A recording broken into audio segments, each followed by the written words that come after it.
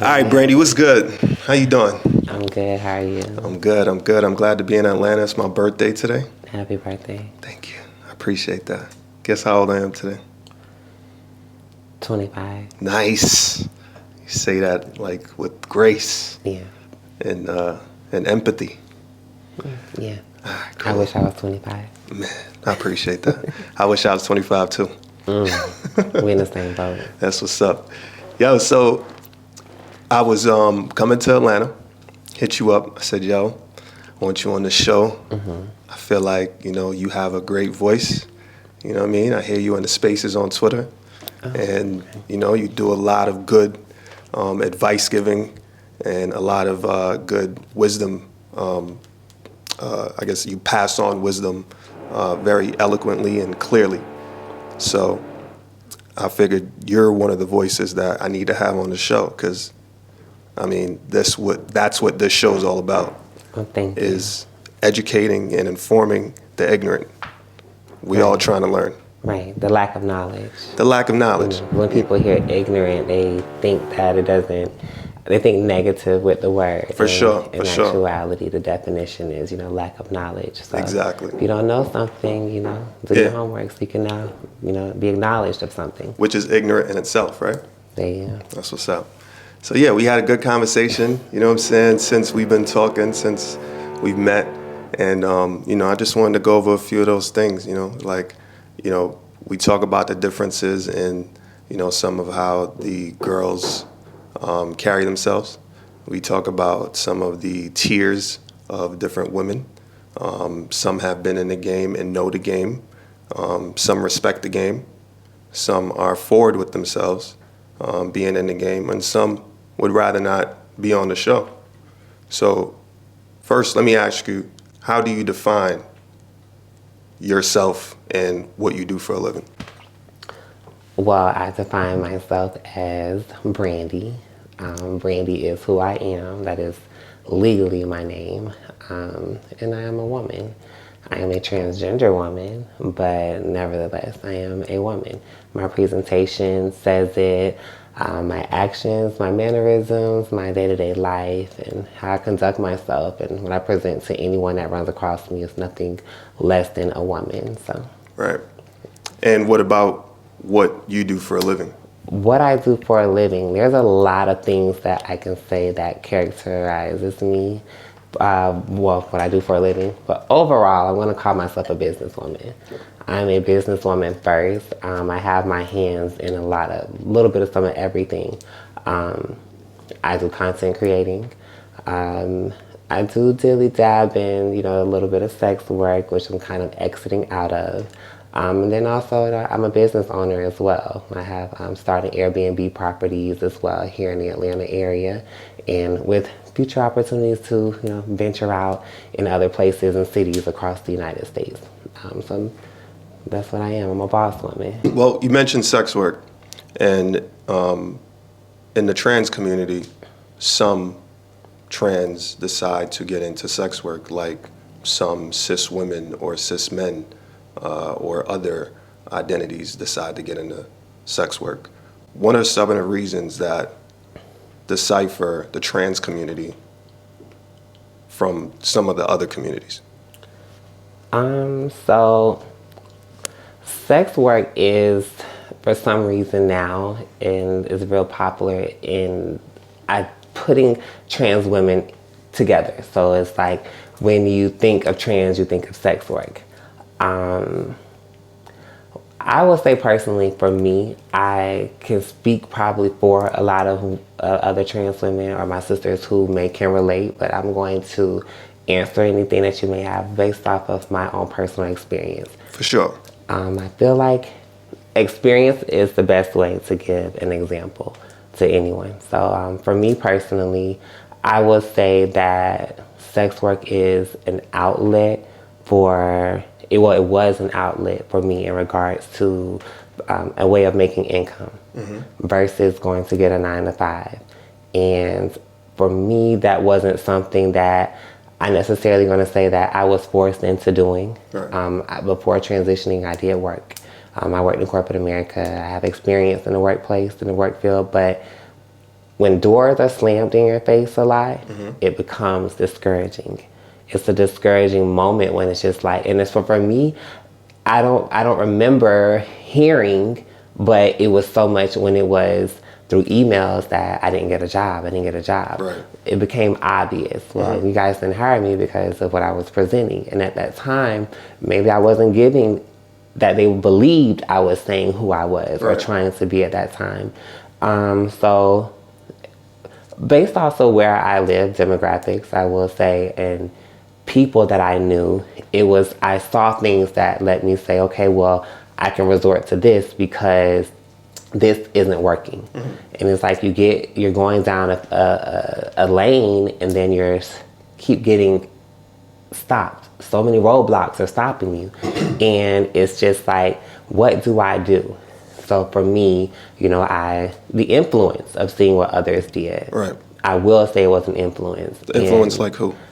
Just friends in a community that I had back then, and led me to say, okay, well, I can do this here as well. And again, it was for means of income. Right. All right. So I guess what you're answering is that because of the difficulties in obtaining quote unquote regular jobs or 9-to-5s, some trans women decide to enter the sex worker industry. Right. And it is a choice. But again, being human, you face discouragement. Who wants to deal with so many people telling you no? But again, also for me at that time, it was the beginning of my transition. It cost money to transition. I'm changing from one gender representation to another. And then when you have a way of how you want to live and you see about yourself, it makes you say, okay, I know it's going to take a buck to do this. Right. So that's kind of where your mind gets at when you're thinking about going down that road. I'm pretty sure a lot of girls who do it, they can agree and relate. I got to live. Right. I got to eat. Right. But then I also got to maintain who I'm saying I'm trying to be and I want to be. And what are some of those maintenance requirements that you're talking about? Number one is your lifestyle, where you live. Right. Your roof over your head, number one, some may have vehicles. You want to make sure you can pay your car note, your insurance. But then you have your maintenance of yourself, your upkeeping, the makeup, the hair, the nails, the accessories, the things that make you whoever you say you are as a woman. For me, I'm a doll girl. Right. I like to be put together and pretty. So it costs money for that. Even at that time when I may not have been as what I'm presenting now, but to make sure I was on point, it costs money to do that. Would you say that the entire transitioning process costs money in regards to surgeries and some of the other physical things? And I'm going to say this, even at the time before getting on the hormones, again, it was just me saying, because mentally I had to get to where I was comfortable to say, okay, I'm going to live as a woman, I'm going to transition. But when you make that change, it's like, okay, it costs to do all of these things. I want to get my nails done 2 times, 3 times a week. I mean, I'm sorry, every 2 or 3 weeks. That costs money. I want to get my hair done, and then you're thinking about the type of hairstyles and weave that you want to wear. That costs money. Right. So yeah, it's a coin. It is. Got you. So, what do you think about the sex work industry as a whole? The sex work industry as a whole. Some people put it in, say that escorting and even content creating is a form of sex work. How I feel about it is it has helped a lot of people as it has helped me. A lot of people in our community, in the trans community especially. So for me, I don't want to say necessarily I see a wrong in it. It's more so because other people have their own stigma and opinions on what you do. So that's why I can't personally say that I feel there is a wrong. My overall thought on it is use it as a crutch. I don't feel that it is something that we as trans women should rely on for a career that you're looking to do for years down the line. I feel like because rather it is escorting or even content creating, the income of money that we bring in, especially based off of what you look like, you know, you can do so much more that can take you away from the whole what you do, you know, having sex. So again, I'm not going to ever say that I think it's bad or I'm thinking anything negative of it. To me, I'm actually appreciative of it, and I'm glad that I was able to get in and get what I needed from it in regards to being a content creator, the success that I have gained from it, the money that I have profited and gained from it as well. Even in the lines of escorting, something that, you know, I really working to lean completely away from, but have lesson and lesson, you know, dilly dab in based off of different ventures that I have started and also the content creating, which has helped me. But like I say, I'm not here to say, I don't really have nothing bad to say about sex work. Right. You know? Now, and specifically in the trans community, you are one of the more popular identities, names in that community, correct? They know who Brandy Bugotti is. Big Bugatti. That's what's up. Tell us who Brandy Bugotti is. What is your role in that industry? Well, I don't say I have a role. So, but what I will say about me is based off of, well, let's just use social media, for example, with Twitter, being that that's a platform that I use completely as a marketing tool. I don't use Twitter for quote unquote dating or to go find love. That's not my MO on it. Twitter is my marketing tool. Right. Twitter is what I use to promote and advertise my content or, you know, my source of, or OnlyFans. For me, I like to, because people see the hard work I put in, people pay attention to me, whether it's the other trans women or just fans in general. I know people are seeing the quality and also what I put in and my labor to make my content do what it does, which in the end, you know, in the end, it pays me well. For sure. I like to, though, help. And a lot of times I get a lot of girls, especially with the spaces now on Twitter, where we're able to interact with each other and we can talk and, you know, get a hear and feel of other girls and even, you know, guys that enter the space rooms and all. I say when girls ask me questions or how did you get to where you are, you know, and or ask me questions about how I make videos and or how I seek even, you know, people who are my co-stars or whatnot. Whichever way it goes, I feel proud to be able to give any advice that I can. Anytime any girl asks me a question, it's just at the back of my mind, it's like, oh my gosh, are you really asking me? You know, because I remember when I was asking questions, sure. and I still ask questions. You know, I feel that we can learn every day from somebody. You're never too old to learn. So for me, I just want to say I appreciate everyone who do feel that when it comes to coming to me for any kind of questions, that they feel comfortable enough to say, hey, I'm going to ask Brandy Bugotti what she knows, or, you know, could she help me on whatever it is. So. Right. Now, what are some of the things that qualify you? Like, how long have you been in the industry, and what are some of your successes and highlights? Okay, so honestly, I started OnlyFans in 2020. So I gave myself a period to get into this. I was like, I'm getting in, I'm getting out. I didn't feel like I wanted to. I also didn't expect to get where I am so fast. I didn't expect the numbers to go and do what it did. I didn't expect for the opportunities that I have had to happen. For me, 2020 summertime, I'll never forget. I asked another content creator, and I was just asking her, I saw that she made a lot of money in a short amount of time. And I remember asking her, I was like, how did you do this? And she was just telling me how consistent she was and how she made sure that her quality is together and then the people that she picked, you know. So it was a strategy to, you know, the mix. And I was like, okay, you know, that's how you do it. But then I started seeing other people who are successful when I looked online as well. I pretty much see they follow the same formula. And I just said, well, Brandy, you're going to do the same thing. And you're going to get in there and you're going to just take off. And I stayed so consistent with it. So literally 6 months go by, I'm at 60,000 followers on Twitter. Wow. And I didn't know anything about Twitter when I first started. But so 6 months, I'm at 60,000.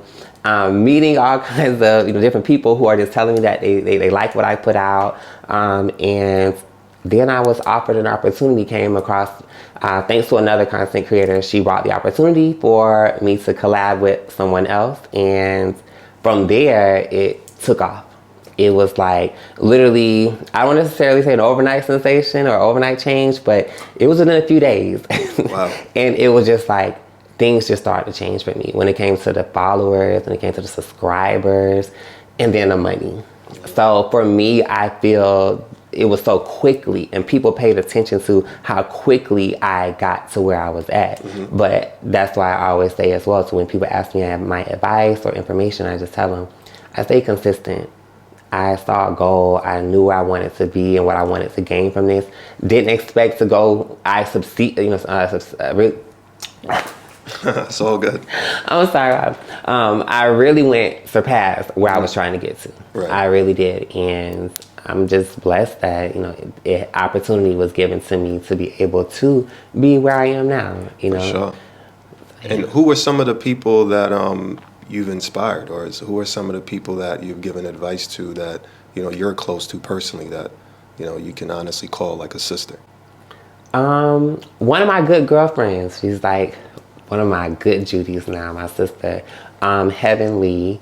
She's from Jacksonville, where I'm from also. But one thing, I'm a person where before, it's crazy, back in Jacksonville, people knew who I was. Not I was some famous person or whatnot, but I was in the trans community. I was one of the good looks of the city, I'm gonna say. So girls knew who I was, and she was somebody that when she came around me, everything felt genuine. I've been around other girls who would ask me for advice and ask me questions and things about whether it was how to get money or how to look, do certain looks or whatnot. But girls would just either feel like I was thinking I was too much, or they didn't even listen in general with what I had to tell them. But one thing about Miss Heaven is she was a girl who, when I spoke, she paid attention. The first time we was around each other, we was out of town, and I mean, literally, I was speaking, and this girl was like, she just wanted to know.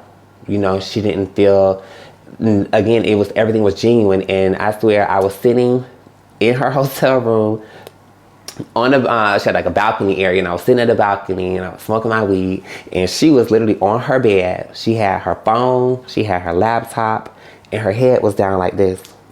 And I'm just sitting there talking, running my mouth. I see her through my peripheral, and I'm watching her, but I see that she's down. Like, this girl was editing, revamping every single thing, that whatever she had going on already, she was cleaning it up, because she was like, I hear what someone is saying. I see what someone is doing. Right. So she took everything and she mixed it all together, and she did it her way. And the success that I've seen from her within a year, and some change is just amazing to me. So honestly, when I looking at her, she's someone that makes me say, I'm proud that I am a person who's able to help.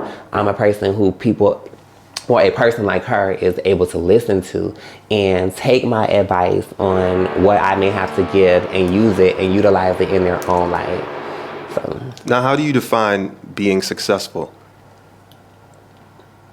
Being successful, I guess different people have their own, level of success. For me, success is being able to live and not necessarily just be alive. So again, this is me. I just feel like when you're living, you're handling everything that's supposed to be handled. You take care of your life. You have your home, your foundation, all of that together. But you also have, when it comes to finances, you have maybe, or your career, you may have different businesses, you may have different endeavors that you do to help your community in some kind of way, some kind of organization you may give or contribute to. To me, and then you also do things for your own self-pleasure as well. So you've taken care of finances, you've taken care of your foundation, but now you're having fun. So your FFF, financial funds and fun. Nice. So I just feel like that's what success is. For me, I want to make sure that my foundation is good. I'm working to establish something that's mine. Buying a home is something I want to do within the next year. Something I'll say, this is my property. I work hard for this. This is mine. So that's my foundation. My finances. I will make sure that I am financially able to live on. I don't have kids or anything necessarily. It's like a legacy or something to pass on, but I have family, you know, and so I just want to make sure that I have something to leave on, but as I'm living, things are together. And then I want to have fun, because if you don't have fun, you know, enjoy the fruit of your labors, it's like, what are you doing things for? True indeed. You know? Now, outside of the industry, who are some of the people that you're closest to? People I'm close to. I'm very close to my mom. I'm very close to my mom. Tell us about mom. My mom is like, I call my mom my Rose. My Rose, I have a tattoo right here, and it says her name, Lena. Growing up, she loved antique. I see antique stuff all in her house. Like, nice. We had a rose couch. She had glass, antique, like porcelain glass, roses, plate flip roses. It's roses. Nice. So my mom was a single parent. Mm-hmm. I watched my mom strive to be the best that she can be. She comes from, my grandmother had 11 kids. My mom is number 10. I feel that my mom wanted for us maybe what she didn't have, and I watched her go after it. From a woman's point of view, I seen her, she had 3 boys, and my father left when I was 5. That's when he exited out of the picture for me, and all of us are back to back. So seeing how she wanted so much for her kids, I do remember the food stamps. And I'm not talking about the EBT cards, right, but the dollars. The actual stamps. The EBT dollar stamps, the brown ones, the green ones. So back in the day, but I remember those. But I also remember seeing my mom get up, and when she went back to college, when she went to school, and we were living in Central Florida, and she was in Orlando, she went back to college. And I remember when she got her associate's degree, and then I seen her go straight to UCF, and wow, she went, literally those 4 years, it was nonstop. It's like she said, I'm going to do this here. And after she graduated, I remember seeing our life change in regards to what education did, because of course, once she got that degree, jobs and different, opportunities was given to her. And what we benefit off of it was, the financial growth that she gained from getting the education. Right. So I'm the oldest, so I got a chance to, I'm there right by her side, and I have my brothers underneath me, but I'm seeing this woman, literally my mom getting up. There was time we stayed, our apartment was literally 10 minutes, not even 10 minutes, I'm gonna say 5 minutes in a car, maybe a good 20 minutes walking away. So we would walk to school. My mom's college, though, was around the corner from our elementary school. Mm-hmm. And I remember when my mom's car broke down, and she used to walk to school with us, all of us together. And she lived, even when she would leave school, she'll pick us up, and we'll all walk home. So I remember seeing the drive that my mom had to make sure that we were okay. When I was 11 years old, I remember that's when we moved out of an apartment and we moved into a house. Nice. Never lived in an apartment since then. A world of difference, right? Right. So I see what she did as a parent, and watched her never give up. Right. Never give up. And that was something that I always feel like that's instilled in me. Right. So the rose sense of love. Yeah, the rose that grew from the concrete, I feel like, I watched from when my dad left, the abusive relationship that happened, as she endured when me and my brothers as well, when we were little, but to see how she overcame that, and she just blossomed into this beautiful rose, and to this day, she's my everything. Wow. I wear her right here. She sounds like a really nice woman. Yeah. Well, any woman that loves roses, right? Right. For the right reasons. So how does your mom feel about what you do for a living? Or one of the things you do for a living? I would say, honestly, my mom supports me in anything that I do. I feel like there's no judgment zone. Right. So when some people may say, oh, well, how do they support? Well, support is by her not judging, because who wants to hear your parent talk about something that they may not agree with what you're doing, right. I just know that my mom has raised me to not be no dummy. not dumb and stupid in anything that I do, I think about the rewards, the pros, and then the cons, you know. So I will say, as long as she knows that I'm out here, as long as I'm safe and protect myself in things that I do and be cautious for my own benefit, then she's good with it. And that's how I feel. That's what's up. Now, we were talking before the show, and you said that your mom actually wanted you to do this interview. So what are some of the reasons why she wanted you to be on camera and speak? Well, she tells me a lot that because she feels I'm so influential to people, and she just feel like I should be a word and be a voice. So when I told her I got the opportunity to do this here, and it was just like, you know, for her saying, see, you always got to hear somebody else tell you something before, you know, you go do it. And it's just like, Mom, you know, I got to get a feel of certain things. And I do honestly feel that maybe I should talk to people, and because I don't mind talking. I like talking, actually. Right. You know, it doesn't bother me.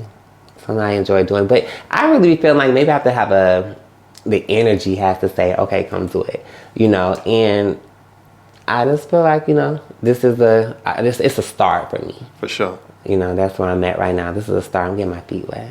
That's what's up. And you're very vulnerable about your experience. You mentioned, I've heard you in the spaces mention the mistakes you've made, you know, and being in this industry. Can you talk to us about some of those mistakes in hopes that others might learn?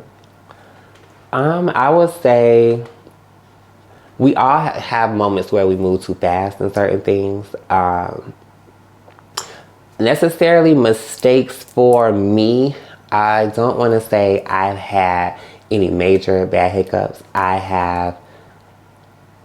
Only thing that happened to me in the line of quote unquote, let's go to the escorting world, is I was caught before. And for me, that was in the beginning of my transition. I was doing what a lot of us girls have to go through, the street walkway. And that experience for me was something that kind of made me say, do things differently. I felt like that was a sloppy way of doing stuff. That was a real basic, trashy way, and I didn't have to hustle in the way I was hustling. So for me, that was what I learned is clean it up. Right. Also, things for me, I've had small situations where, you know, maybe I was uncomfortable with a lot of stuff, you know, and it just makes me say, okay, let me just do things differently. All grace to God, I have never been robbed. I have never been abused or hit or beat in no situation from any clients or whatever. Never have experienced those issues.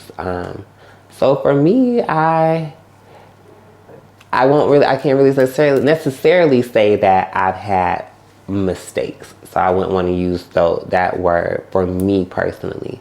I just give my advice to girls on just stay aware, stay alert, be smart. Don't do desperate acts and desperate moves when just for the sake of $1. I have sat around other girls and watched mistakes they've made because they were hungry or thirsty. And there's nothing wrong with being hungry and thirsty. It's not. But there's a way, just like when they say, you know, when you're hungry and thirsty, or you're not supposed to just gargle the water down real quick, right, swallow the water real quickly, or don't stuff your face eating or whatnot, you know, because you can choke. It's like the meal is there. You know, yeah, you're hungry and thirsty, but take your time and eat that meal and enjoy the meal. So you just got to move cautious in things that you do so you can avoid mistakes. And those are the advice that I'm going to give girls, and then I do tell the girls out there. Now, how are some of the ways that Brandy enjoys her meal? I spoil myself. I enjoy my meals, you know, because I do move cautiously, and What's up? I'm blessed in, you know, being, again, the name that I have built for myself. So when I'm out here, how I maneuver and do my things, and the financial part of it is good for me. I like that I'm able to do whatever I want to do. I'm not one of those girls that's a flashy girl. I'm not a girl that has to go buy the ice, has to go buy the name brand bags, and that's not me. Right. Not saying I don't want to be that girl, but that's not my priority. I can go do that. I can do it cash, or I can do it with credit. Right. Either one. You know, but enjoying my meal, you know, has allowed me to make sure that credit score is good. to be able, if I want to do it on credit. And it's also allowed me, if I want to go do it with cash, I can do it. I think right now where I am at, I'm thinking so much about my future. So much about my future and what's next for me outside of the line of sex work. You know, as I say, I do have other entrepreneur projects that I work on, but eventually I want that to be all I work on are my other projects, and sex work is eliminated from one of my job descriptions or job titles for myself. Now, what are some of the other things that you do? Well, right now, I just started my first Airbnb in Atlanta. Congrats. Thank you. It's so nice. Check me out. For sure.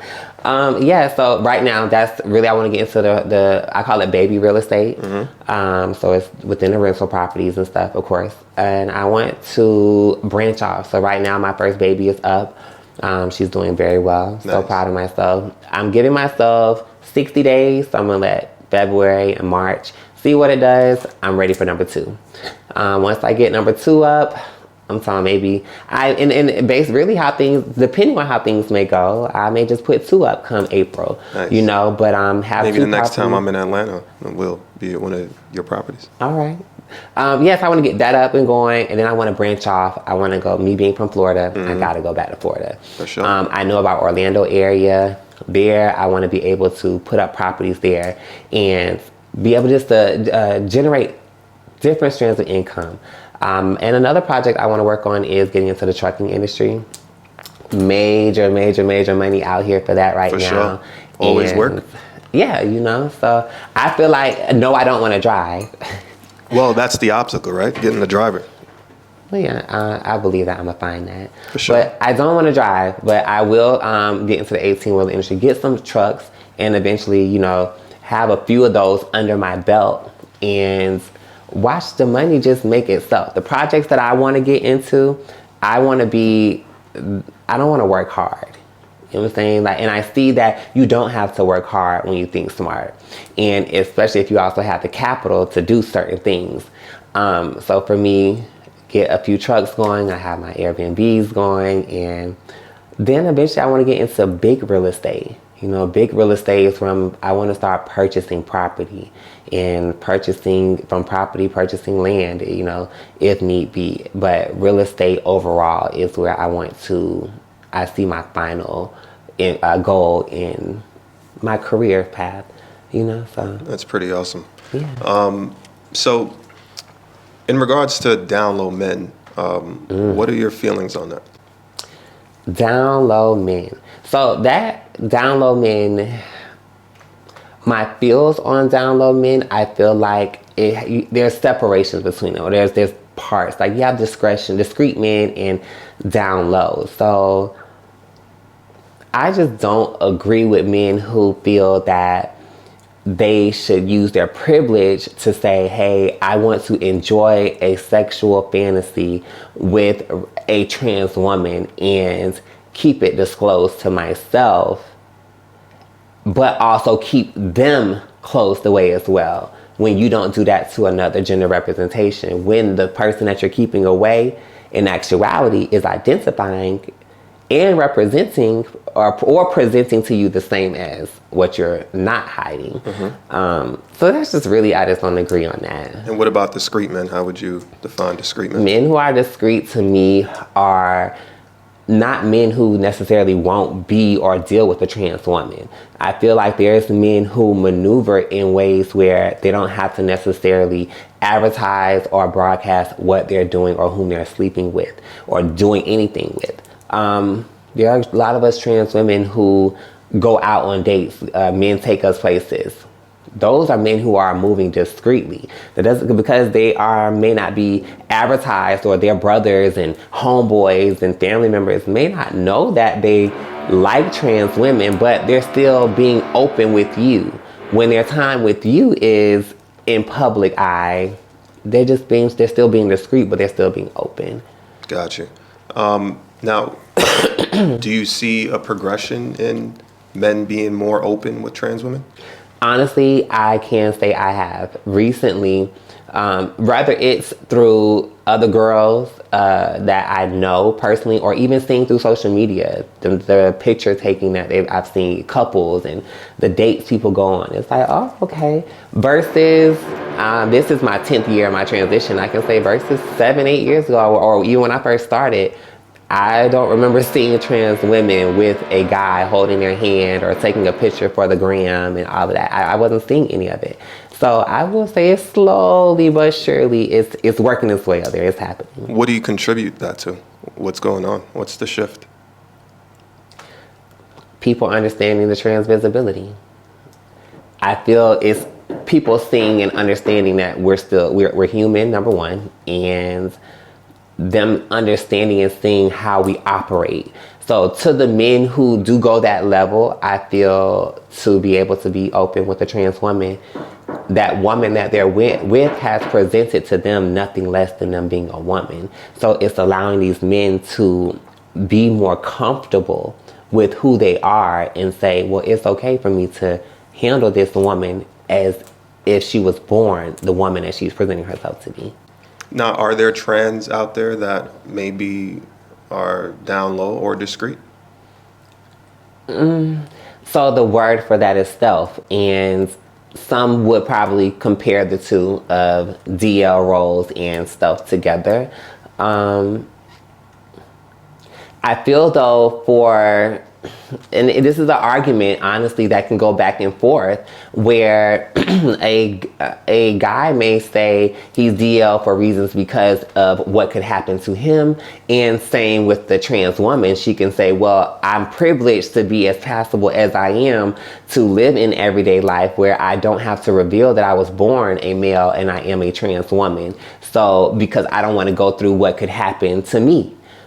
You see how they are in comparison. Mm-hmm. I don't know, honestly. I don't want to say like I don't agree or disagree to either. If it's a privilege, honestly, and this is when I'm going to have to go with my trans women, sisters, where I feel like if you are that girl where you are privileged and is where you are that passable, you know, from vocals to your appearance, and on top of identification as well, by all means live. For sure. I feel by all means live, sis. I don't feel that you're doing anything wrong. I feel like what turns it into wrong though with the men is because they're using it for their advantage to play. Because it would be different if they only dealt with trans women on the low and they don't know how to go with, I want to come out, but I don't know what to do, because of what can happen. But when you're going back and forth between cisgender women and trans women, and you're only in our pond for your advantages, then it's kind of like, well, who cares that anything could happen to you? Because you're really just playing with us. You get what I'm saying? So sure. That's when it's the problem with how they handle it. When you're using it as an object or a fantasy. Right. For your own advantage. Right. This is all for you. You know, you're DL for yourself versus this girl, she's living in stealth for herself and for her protection, but it works better for the trans woman than for the guy, honestly. So what about the cis man that says, hey, listen, I see female escorts and that's no one's business either. I'm down low about that or discreet about that. That's only discretion. Okay. That's all it is. You're just being discreet with how you handle your business, but there's nothing down low. Down low is, they put down low to be with crossing of genders. No, I'm sorry, with same genders. I'm sorry, with same genders. So versus if he's doing something with opposite sexes, there's nothing wrong. That's the norm. How you handle and maneuver your business is how you handle and maneuver your business. Versus a man who is on the DL is your DL because of you doing something with the same sex. Gotcha. So that's the problem. You know, he's discreet because he's escorting with women. But you're supposed to mess with women. It's not a problem. Your DL down low, you're keeping it on the down low. It is that you are messing with the same sex. So you're keeping that on the down low. Right, but you know, the cis man could say I'm keeping going. But the it escorts. isn't wrong. The it isn't wrong on his side. because it is him messing with women, Well, cisgender women. but it's still, sex work is frowned upon. I don't. But that's when you're breaking it down into another level. So when they say it's levels to this, that's a different level of it. But in regards to keeping it with discrete DL, and if you're saying a man is saying, hey, I'm a cisgender man and I escort with cisgender women, Right. I'm keeping my business discreet because it's privatized because of the morals that people may tie with that. Versus when you come over here, the man that is being DL is because he doesn't want people to know about what he is dealing with. Not so much of the act of what he's doing. What he truly is. Right. You are what you like, and so on and so forth. Copy that. Now, have you ever been in love? I have been in love. Yes. Talk to me about it. Love don't live here anymore.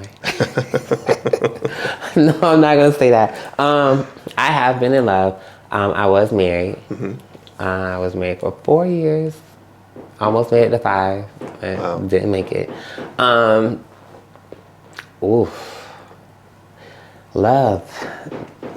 Well, what do you want to know about me and my Well, I want to know, the storyline. I mean, every marriage has a fairy tale aspect to it. So tell us, how you met this gentleman, who he was, and, how'd y'all meet? Okay, so my love, my ex-husband and I, we met in 2013. A year into me starting my transition. I started in 2012. I met him in 2013. And I met him, I ran him McDonald's. He just saw me outside. What city was this? Jacksonville, Florida, home. And he saw me and he just saw legs. And he was like, he liked tall girls. And put up on me. And first thing, I'm one of those girls, I let people know what it is up front. But he was game. And we hung out that night. And literally, and crazy part about this, nothing sexual. Nothing sexual that first night. Did I want to, or did he want to? He probably did, and yeah, I did. I'm keeping 1,000. But we didn't have nothing sexual. It was like the first time we kissed that night, and I swear it was like we kissed for literally, I swear, like hours. What it felt like, but it probably was some, a long time. But it felt like hours, and we kissed and we kissed, and that was that night. Literally, the next day he called me, and we talked on the phone for 2 hours. And you know what they say, if you can have an intellectual conversation with someone, that's someone to pay attention to. Without a doubt. Because not everybody can keep or grasp your attention span that long. And anyone that can catch it is someone to pay attention to. So I noticed how the conversation just went in so in depth and us getting to know each other. And honesty from him came out in that first conversation. Literally, the 2 hours, a lot of honesty of him telling me a lot about himself. And long story short, at that time, he was just ending a divorce and from his second marriage. And so he was like really single, fresh single. And that's kind of odd for a lot of trans women to run across a man who is trans attracted, but he literally doesn't have a wife, a girlfriend, or anything that he's tied to, like talking to or whatever. Like, this man was fresh, single. So I think that is an advantage to my storyline that I did have that a lot of girls don't really get when they run across a man. But anyways, nevertheless, he was a DL guy at that time because no one knew of his likings or dealing with trans women or even me. And even my time with him in the beginning, I didn't see him in the daytime. It was what it was, And when as time went on, months went on, I felt for me, well, dang, I see somebody liking me. And the type of guy he was in the city, it was like, I didn't feel the need to be one of the girls to talk to so many different dudes, because the type of dude that I know a lot of us want, he was liking me, I was liking him. So I was good.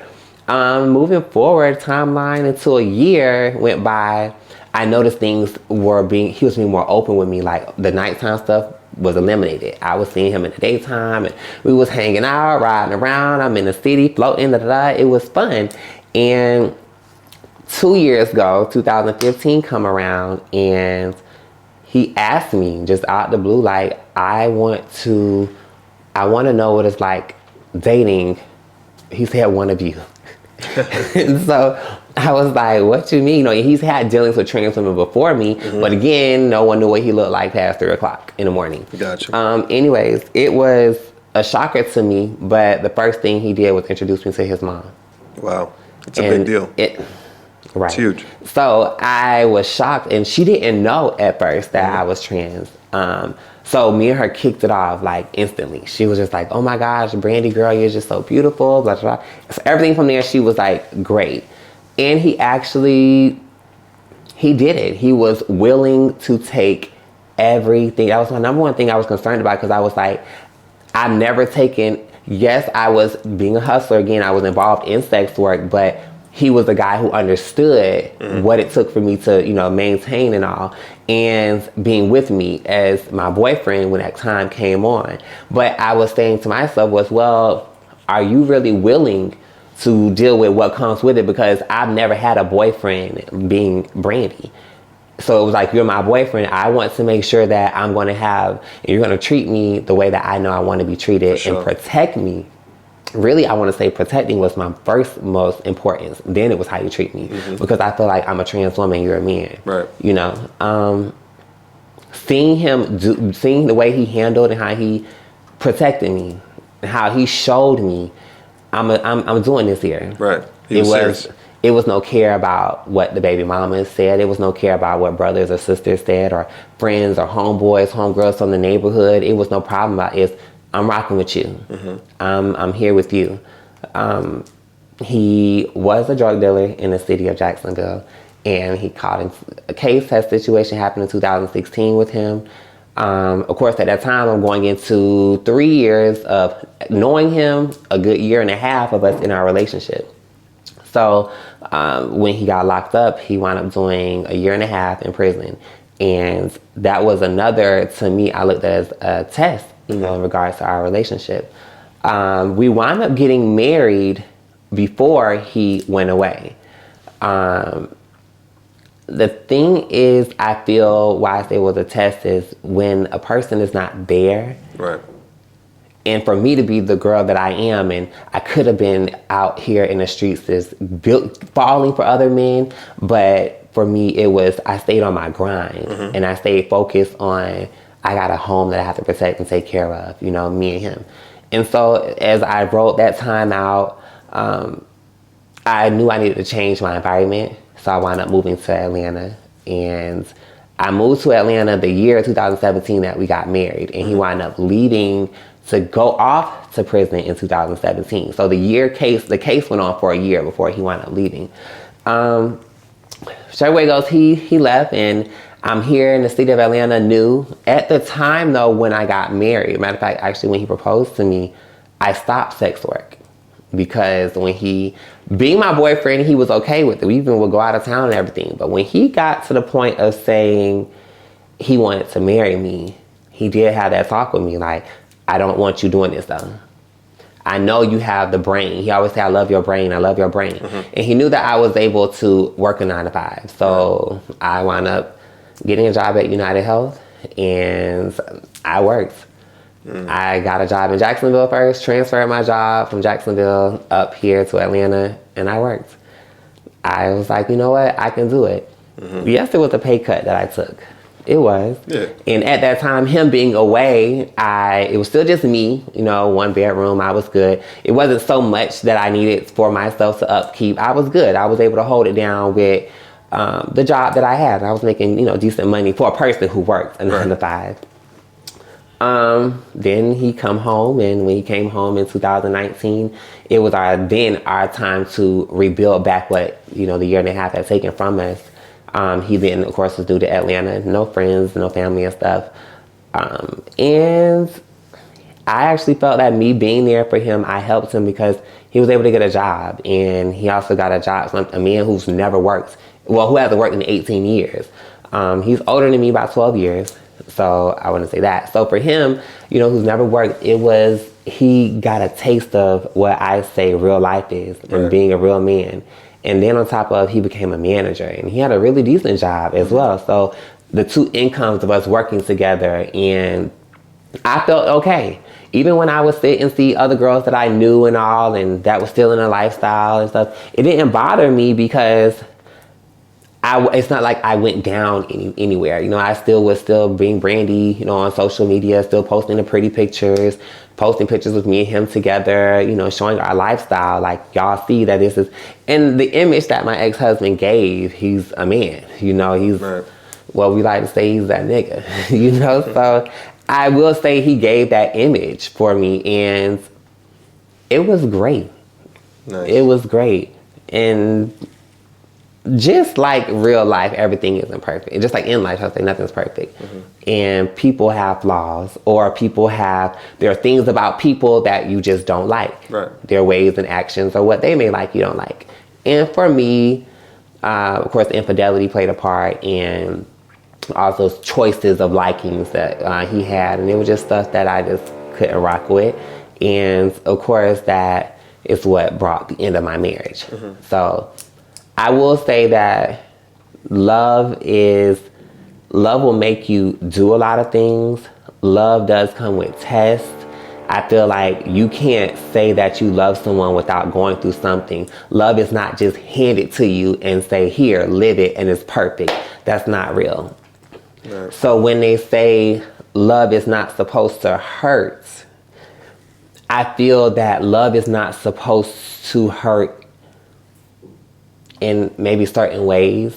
I feel like you can go through financial hurt. So it's now we're in love, how do we handle this here? But then there's how do you hurt when it comes to sickness and in health? You know, but one thing I've learned this here too, they don't tell you that when you get married, that third vow, for better or for worse, is you're signing up for infidelity. They don't tell you that you're saying I do to infidelity. Right. Because that's the only test. The only test in marriage, shall I say. When you get to marriage, that's the only test that you actually have to see, can you go through? Because you'll never know anything else. If I know what it's like to be with you without no dollar, and I know what it's like to experience wealth and richness with you, and I know that I've experienced, if you're ever down, ill, or sick, how to be there for you, not let you go. What else is there to happen? Right. What other test can a person give you to make you say or see how much I love you? Well, I mean, you have different marriages that have different struggles. Obviously, some are domestic abuse and physically, challenge, and to me, anything like abusive is straight end. So I don't feel that that's a test. Gotcha. You're not supposed to put your hands on no one. That's why they call it domestic violence. That's why there's a charge for that. Really, let's be real, what charge is there for infidelity? Right. You hear what I'm saying? So I separate that. I don't even think of that as being one of the tests that people go through. Yeah. Because what he beat you up and you had to think about how much you love him? No. Because you could have called the police and he could have went to jail. You see what I'm saying? There's no comparison. True indeed. So the only test is in that for better or for worse.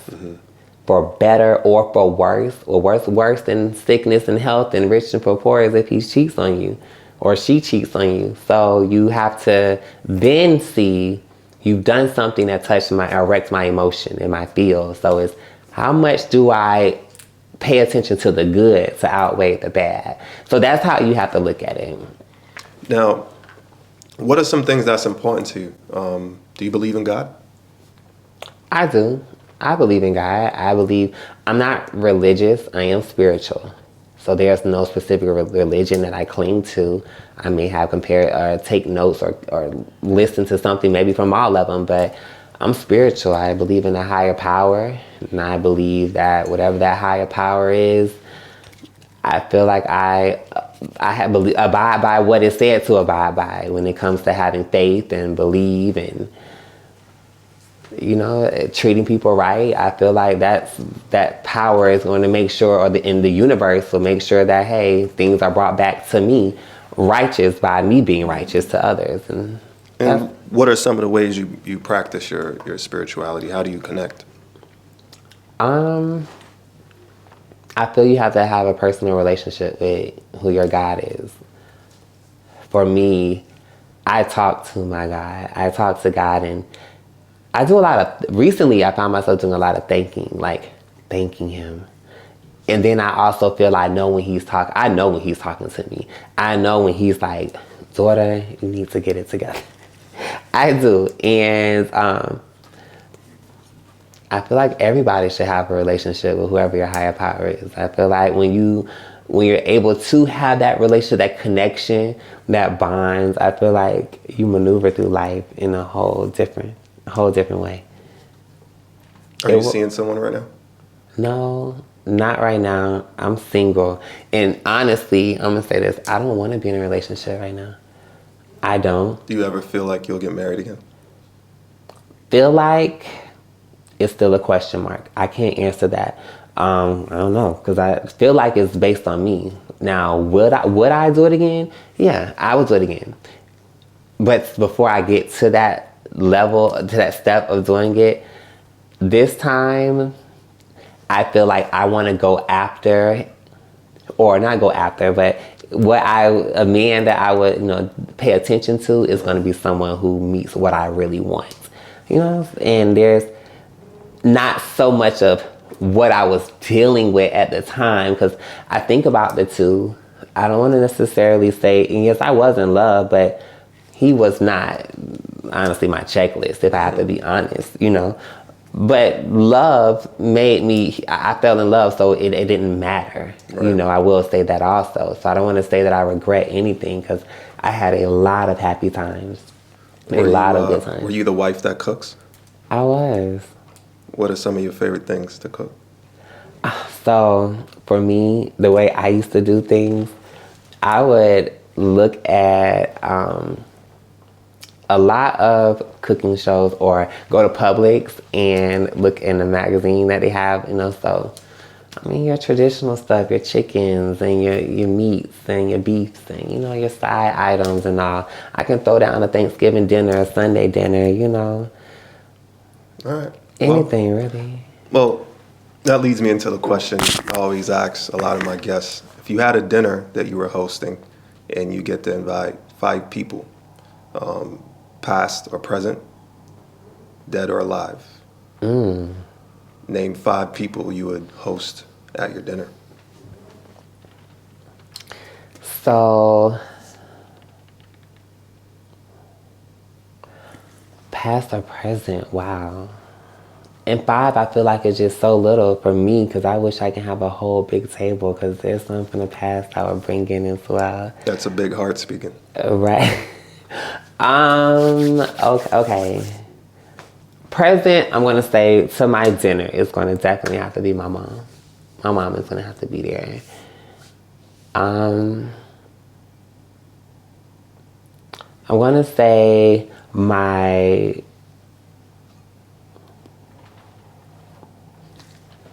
father. My father's passed away. And I want both of my parents there, because I feel like they are the reason for my existence. So I always feel like God is with me, number one. But to have the 2 people that brought me into existence, they will definitely have to be there. Wow, I've never been asked that question before, so it's kind of... Well, you got 2 more. Well... 2 more open seats. Well, it was just my mom and my dad. Oh, you have 3 more open seats. I'm sorry. Okay. I thought you were inviting me. 3 more open seats. Let me see. This is crazy. Oh, wow.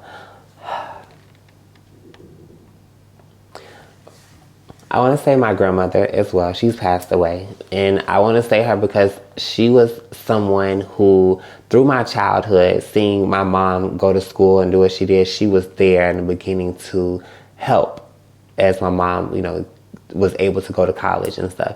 And there was a lot of things that my grandmother taught me, or I seen her do. And as a child, and then on top of when I became an adult, conversations that I had with my grandmother when I was 18 years old, that really was like the preparation for life. Like, let me tell you some things, So I really want her there, because I wanted to let her know, and see, Grandma, I did it. I'm making it, I have it together. Present.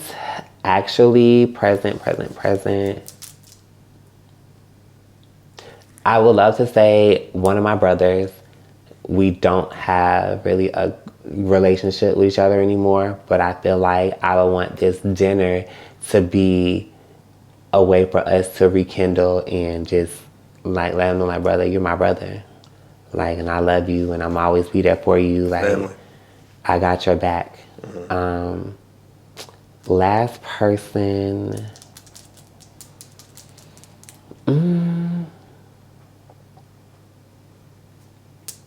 I really don't even have I feel like if whatever this dinner would be, I would bring people for reasons. And even though I have close people, close to me in XYZ, oh, wow. Maybe from the past. Maybe, someone that you would like to get close to. So I want to leave that last seat open, and I'm gonna leave that open and it's going to be a spiritual entity there, where whomever that person is, it's going to be for my future. Wow, I can't. So that's how I'm gonna leave it at that. I can't even object to that. That was brilliantly said. Yeah. 4 places you'd like to visit. Ooh, 4 places I would like to visit. I want to go to the Dominican Republic. I've never been there, but I know that sounds so cliche, but I just want to go there because I can say, hey, I've been there because everybody else been there. Indeed. Experience. I also want to go to Australia. Mm-hmm. That is a country I would like to visit. I want to go to Egypt. I want to go see all the pyramids, and I want to actually learn a lot about the Egyptian culture and lifestyle. It's very fascinating to me. And then I want to go to Amsterdam. I want to go to Amsterdam because I feel like I can just be reckless. You can be reckless over there. So that's why I want to go there. So those are my 4. Australia. You didn't give me a reason for Australia. Australia is... Culture, honestly, is something. It's my reasons for each place. So even though I stayed in Amsterdam, to go crazy, but there's a culture behind that as well. That the European culture that I would love to just learn and experience. Same thing with Australia. I just look at it's so different. It's different. Anything that's different. I'm so used to the norm here in the United States. And I'm not someone who's been abroad yet, but it's when I do go, I'm interested in learning. And I always say it's never too late to learn. It is never too late to learn. So my mind is very, very broad, and these are just things I want to learn about and see and explore. And there's way more than just 4, but you just only told me 4 to visit. I mean, 4 top, yep, for sure. Now, speaking about learning, I want you to teach some real quick. 3 tips for trans women that do sex work. Okay, 3 tips. My first tip is going to be, I would tell any girl that is a sex worker, to always stay safe. Stay safe, and, cautious, protect yourself all around the board. That's in everything you do. Be mindful of where you go, where you stay, who you're dealing with, everything. Just be very careful. Second is going to be make your money. Make your money. That's the purpose of it. So that's the only reason you got into it was for fun. You didn't do it because you just like to screw. That wasn't your reason. So make your money. Make your money. And last, I would say, have an end goal. Have an end goal and an out, a time to get out. That's rather it's escorting, rather it's even doing content. You don't want to be a 40-year-old porn star. And even if there is anyone that is in that age bracket that's doing it, it's not, to each its own. And that's not a read. It's not, but it's have an end goal. You don't want to be older doing this when you know that you can be out of it. And you can take, again, because you were mindful and careful, second, the money that you made, now you can get out of the whole overall deal of sex work. Now, people are going to see the show and say, wow, I learned a lot from Brandy. Who are 2 people that you think should be on the show or you would invite to the show that people would learn from? Honestly, on that, I don't... that question there, you're going to have to edit this one out. That's a question really that I don't know how to answer. Why do you think some trans women would be hesitant to get on a show like this? Maybe I just feel like for some girls, it may be either they may feel that maybe it's the production of who's doing it. Maybe they feel like, hey, does the person who's doing this here have a motive, or any kind of ill intent? So I feel that for some people, because even if it's something mainstream, Hollywood, let's be honest, Hollywood kind of takes the LGBT community and make their own type of creation with us and throw movies out there and, have us being stereotyped in certain type of ways. So I just feel like, honestly, any girl who decides not to do it, I'm just going to leave it at this here. They have their own personal reasons. I'm going to say that. I don't really think that I can get into saying why in specifics. I'm going to just leave it at they have their own reasons to why they won't. I can't speak for them. Even though there may be... Not speaking for them, but like, why do you think, in your opinion, like, this show is an open platform for anyone that has a voice? So I would just say for any girl who heard you just say that part right there, they should take that part right there and register it and say, is it something you can do? Yes or no? That's all. Just as I did. When you explained that part right there, I heard it and said, hey, I can do it, and I decided to do it. That's all. Now, if you had one word that you would say that comes to mind, the last word that you ever had to speak, what would that word be? Love. Amazing. Thank you so much for being here. You're welcome. You've always been 100 since I met you about a week ago in the Spaces. So you've given us a lot of information. You've equipped us with knowledge, and hopefully this show is a part of the progression of the trans community and the sex worker community in a whole, to make people understand that. Well, you can't say the sex work community, more like those who partake in sex work. Again, it's the wording of how you say how you're saying it. I wouldn't say that it's just a community, because Walmart is not a community. Walmart is just a place of employment.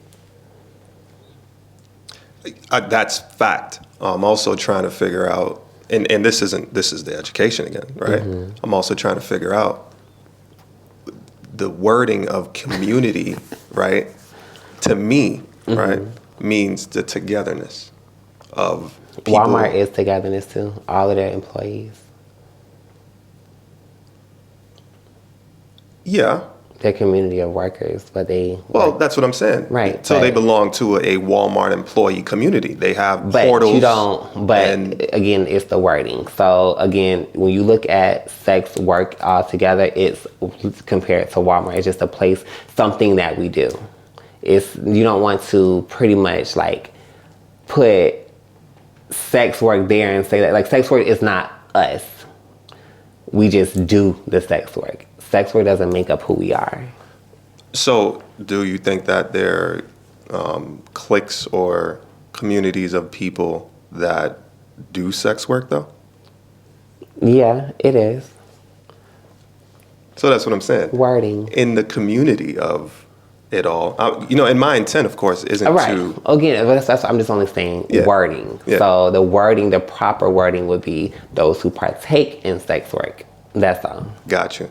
So to those who partake in sex work, I forgot what I was saying. But, hopefully they can learn something from you today about, that navigation, because you have the experience, therefore you have the wisdom. And thank you so much for sharing. Thank you for having me. It was fun. Blessings. Love. Hi, this is Brandy Bugotti. Make sure you hit your bell notification on YouTube and subscribe to Night Light Interviews.